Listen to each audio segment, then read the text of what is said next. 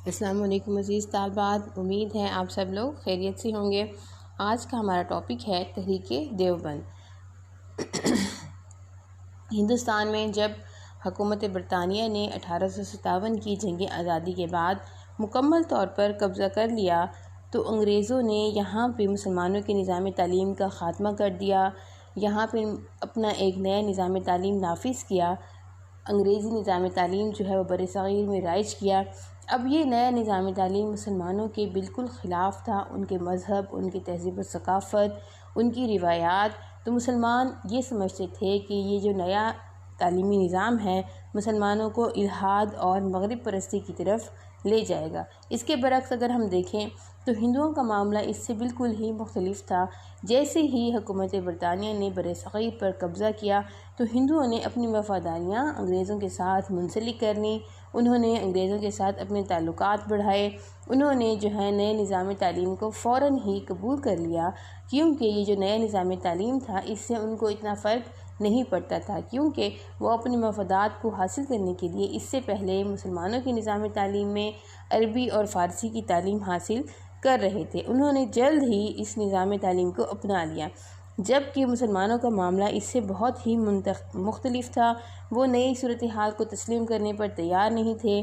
وہ یہ سمجھتے تھے کہ اگر انہوں نے اپنا نظام تعلیم چھوڑ دیا تو ان کی علمی اور تہذیبی روایات ختم ہو جائیں گی، وہ اپنے مذہب سے دور ہو جائیں گے، وہ الحاد اور مغرب پرستی کی طرف چلے جائیں گے۔ وہ یہ سمجھتے تھے کہ دینی علوم کا، دینی تعلیم کا، اپنے مذہب، اپنی روایات، اقدار، تہذیب و ثقافت کا تحفظ جو ہے وہ ہر حال میں ضروری ہے، اور اس لیے وہ چاہتے تھے کہ اپنے جو ہے نظام تعلیم کو وہ جاری و ساری رکھیں، اور اس سلسلے میں جو ہے یہ اس مقصد کو حاصل کرنے کے لیے مسلمان علماء، مسلمان فضلاء جو ہیں وہ سہارنپور کے قصبہ کی دیوبند مسجد چھتہ میں جمع ہوئے، جہاں جو ہے مولانا قاسم نانوتوی اور ان کے ساتھی علماء وہاں پہ رہائش پذیر تھے، وہ وہاں پہ رہتے تھے۔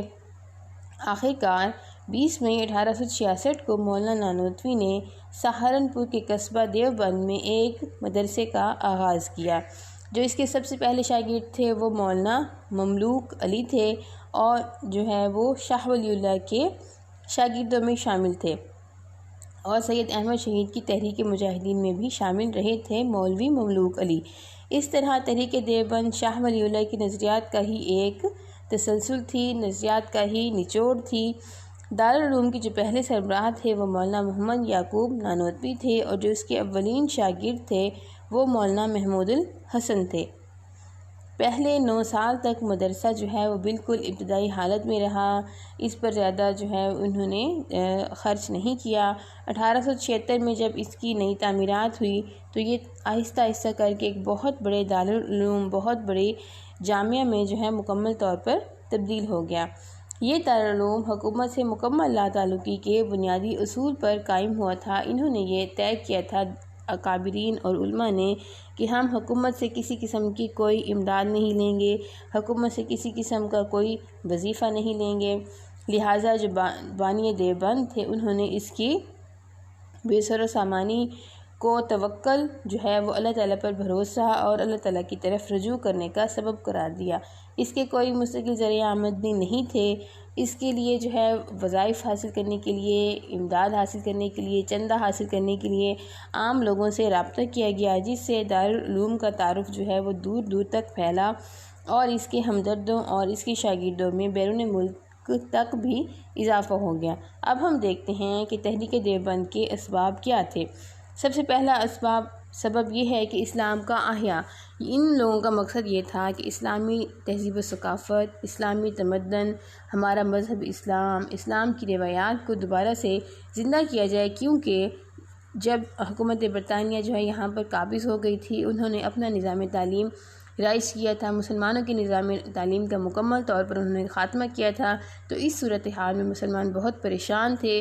وہ یہ سمجھتے تھے کہ اس صورتحال میں انہوں نے ایک الگ سے اپنا ادارہ بنانا ہے، اپنا الگ سے ایک تعلیم کا نظام بنانا ہے، جس کے ذریعے سے انہوں نے دوبارہ سے اسلام کی تہذیب و روایات، اسلام کی اسلام کا احیاء کرنا ہے، اسلامی علوم کا تحفظ کرنا ہے، تحفظ کرنے کے ساتھ ساتھ اسلامی علوم کی اشاعت بھی کرنی ہے۔ اور اس مقصد کے لیے پھر انہوں نے کیا کیا کہ اپنا الگ سے نصاب تعلیم مرتب کیا، اپنا الگ سے نصاب تعلیم بنایا جو کہ اس وقت کے تقاضوں کے مطابق تھا۔ لہٰذا تحریک دیوبند بھی ایک ایسی ہی تحریک تھی جس نے معاشرتی اصلاح کی، جس نے بدعات کا خاتمہ کیا، جو نئی نئی رسمیں اس وقت معاشرے میں پیدا ہو چکی تھیں اس کا خاتمہ کیا، اور لوگوں کے اخلاق کی اصلاح کی، لوگوں میں جو معاشرتی برائیاں پیدا ہو چکی تھیں ان کا بہت حد تک خاتمہ کیا۔ اس لیے اس کا جو پہلا سبب تھا وہ تھا اسلام کا احیاء۔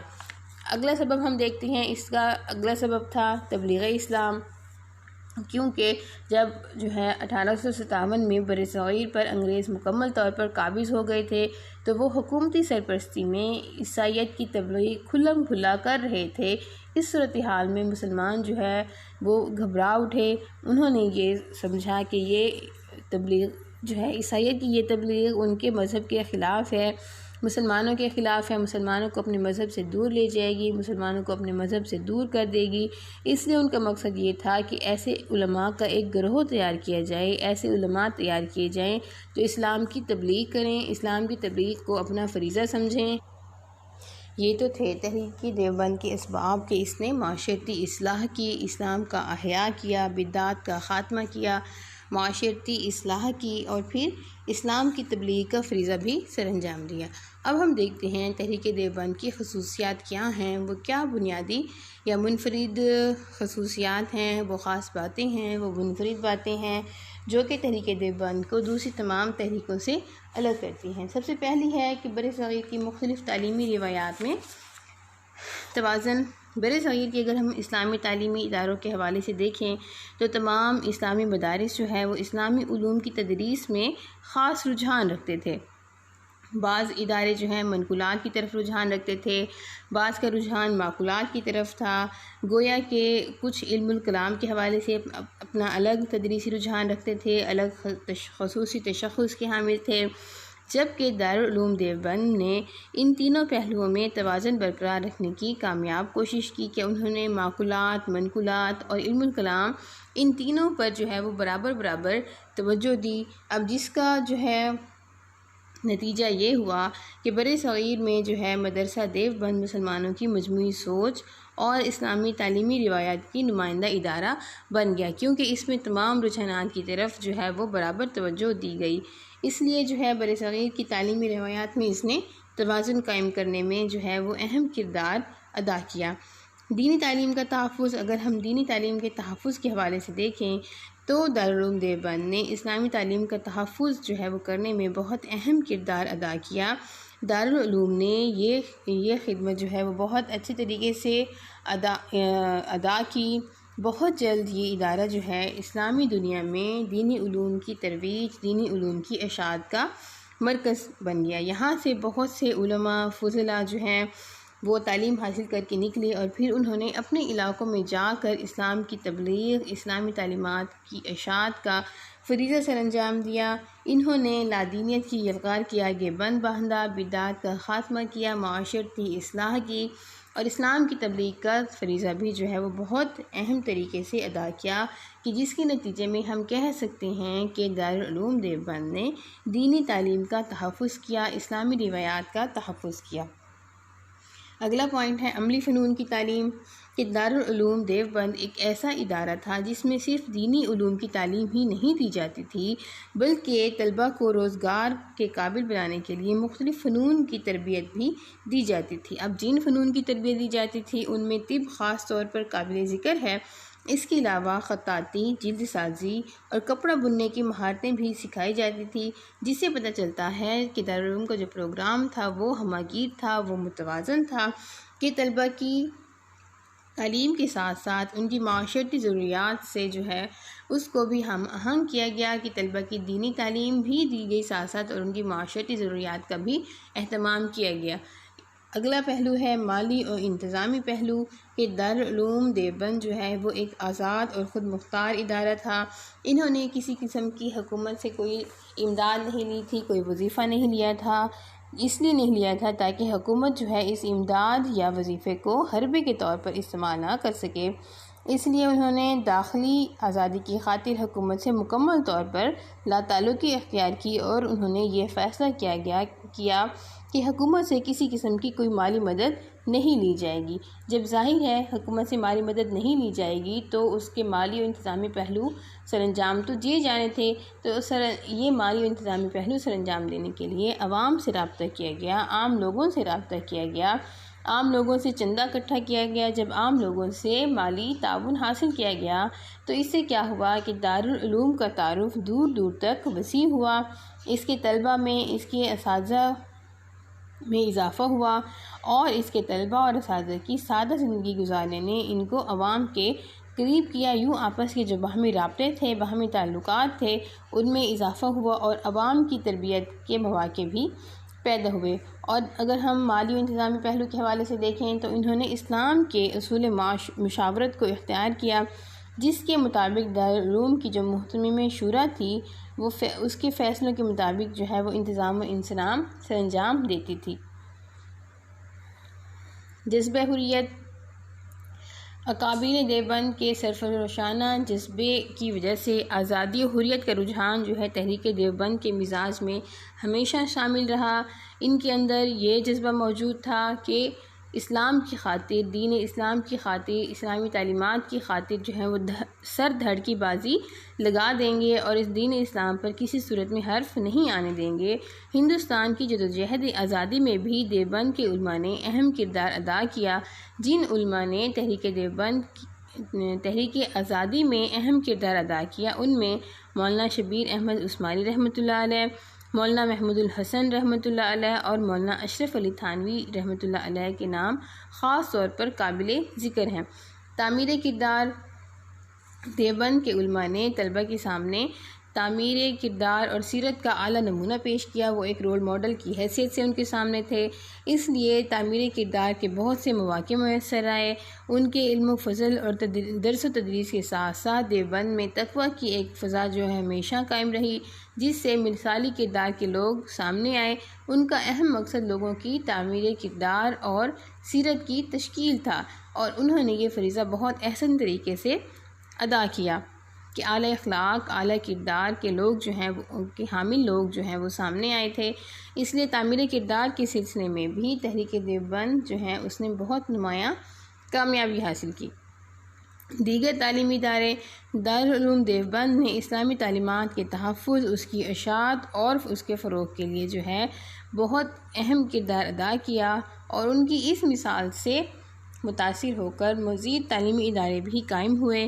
اب جو تعلیمی ادارے قائم ہوئے تھے ان میں مظاہر العلوم سہارنپور، مدرسہ فیض عام کانپور، مدرسہ اشرفیہ مراد آباد جیسے مدارس شامل ہیں، اور آج بھی دینی تعلیم کے بہت سے مدارس تحریک دیوبند کی تحریک سے براہ راست یا بالواسطہ متاثر ہیں۔ اس طرح دینی مدارس کا ایک باقاعدہ نظام قائم ہوا، جس سے مسلمانوں کے قومی نظام تعلیم کی نشاط ثانیہ کا آغاز ہوا۔ نشاط ثانیہ سے مراد کہ دوسرا دور کا آغاز ہوا، مسلمانوں کے دوسرے عروج کے دور کا آغاز ہوا تھا۔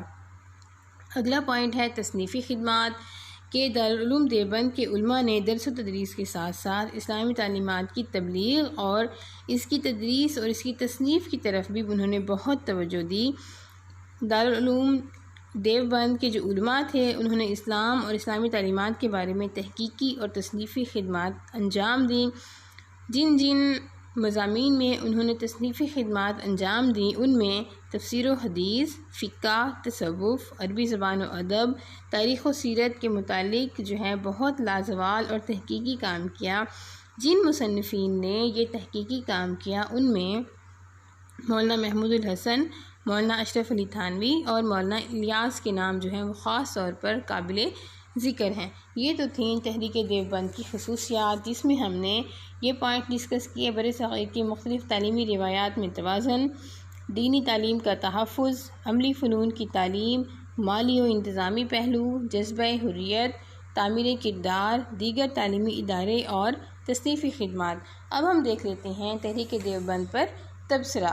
کہ تحریکی دیوبند اگر ہم اس کا جائزہ لیں، اس پر ایک تنقیدی جائزہ لیں، اس کا بنظر غائر جو ہے وہ دیکھیں، تو ہمیں یہ معلوم ہوتا ہے کہ تحریک دیوبند جو ہے وہ بنیادی طور پر ایک مذہبی تحریک تھی۔ دین کے حوالے سے انہوں نے مذہبی علوم، اسلامی اقدار، اسلامی روایات، اسلامی تہذیب و ثقافت کے تحفظ میں بھی ان کو نمایاں کامیابی ملی۔ بہت سے علماء نے اس سے فیض حاصل کیا اور آج بھی یہ سلسلہ جاری ہے۔ اگر ہم دیوبند کے نصاب کا جائزہ لیں تو اس میں جو ہے تمام برصغیر کی تمام تعلیمی روایات میں توازن قائم کرنے کی بہت کوشش کی گئی تھی، جس میں ہم نے پہلے بھی ذکر کیا کہ اس میں منقولات، معقولات اور علم الکلام کے حوالے سے اس کی روایات میں توازن قائم کرنے کی کوشش کی کہ ایک حد تک تو یہ کوشش بہت حد تک یہ کامیاب ہوئی، لیکن اس کا منفی نتیجہ یہ نکلا کہ اس سے جو ہے دارالعلوم دیوبند کے نصاب غیر ضروری طور پر بوجھل ہو گیا تھا۔ اگر ہم اس کی اثر پذیری کا جائزہ لیں تو تحریک دیوبند نے مسلمانوں میں پھیلی ہوئی بہت سی بدعات، بہت سی غلط رسوم و رواج اور مختلف بدعات کو ختم کرنے میں بہت نمایاں کردار ادا کیا، لیکن ساتھ ہی اس کا منفی پہلو یہ ہے کہ یہ وقت کے بدلتے ہوئے تقاضوں اور وقت کی بدلتی ہوئی ضروریات کا ساتھ نہ دے پائی۔ عصری تقاضے جن میں خاص طور پر انگریزی علوم، سائنسی علوم شامل تھے، اس وقت تحریک دیوبند کا حصہ نہ بنائے گئے، نصاب میں ان مضامین کو شامل نہ کیا گیا۔ اس سے کیا ہوا کہ جو دیوبند کا نصاب تھا وہ عملی زندگی کے تقاضوں کا ساتھ نہ دے سکا۔ فارسی جو دیوبند کے نصاب میں بلند مقام رکھتی تھی، اب اس کی وجہ سے سرکاری ملازمتیں جو ہیں وہ طلبہ کو نہیں مل سکتی تھیں، کیونکہ اب وہ سرکاری زبان نہ رہی تھی۔ انگریزوں نے برصغیر پر قابض ہوتے ہی عربی اور فارسی کی سرکاری حیثیت کو ختم کر دیا گیا تھا۔ اب ملازمتوں کی حصول کے لیے مغربی علوم اور سائنسی علوم جو ہے وہ فوقیت رکھتے تھے، جبکہ دارالعلوم کے نصاب میں سائنسی اور مغربی علوم کی کوئی حیثیت نہ تھی۔ اس لیے ہم کہہ سکتے ہیں کہ یہ تحریک وقت کے بدلتے ہوئے تقاضوں اور عصری تقاضوں کا ساتھ نہ دے سکی تھی۔ دیوبند میں علمی آزادی، فلسفہ اور منطق جیسے مضامین پر زور دیا گیا، جس سے کیا ہوا کہ بحث و مباحثہ، بحث و مناظرہ کی صورت اختیار کر گیا اور یہی بحث و مباحثے اور مناظرے بعد میں اختلافات کا سبب بنی۔ تو یہ بھی ان کا ایک منفی پہلو ہے۔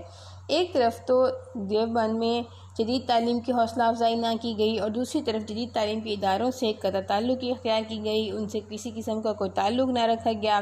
تو پھر اس سے کیا ہوا کہ دینی اور دنیاوی تعلیم دو الگ الگ حصوں میں تقسیم ہو گئیں۔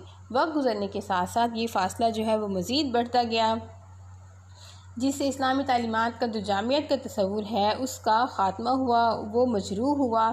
لیکن بدقسمتی سے دینی اور دنیاوی تعلیم کا یہ تصور آج بھی ہمارے معاشرے کا حصہ ہے اور سرکاری تعلیمی اداروں اور دینی مدارس کی صورت میں نظر آتا ہے۔